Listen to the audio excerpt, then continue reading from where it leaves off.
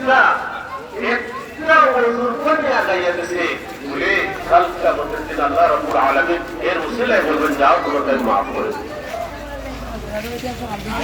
বরুণা সাহেব রহমতুল্লাহ আলাইহি বলেন যে চারটা কাজের মধ্যে আমি তোমাদেরকে শুরু বলি না, যখন মানুষ কথা বলে সবাই কথা বলবা না।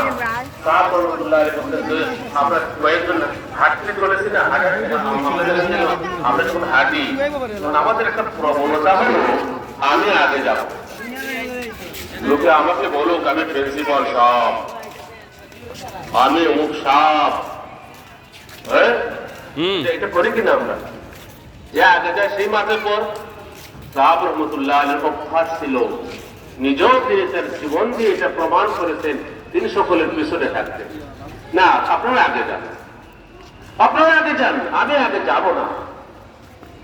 সাহেব রহমতুল্লাহ আলাইহি বলতেন যে ভাই তোমাকে তুমি যদি দামি বানাইতে চাও, কিমতি বানাইতে চাও, সাহেবের ভাষায় বলি, আমি আল্লাহ শুকুর আমার সৌভাগ্য হয়েছিল জীবদ্দশায় দেখার এবং ওনার ক্লাসে বসার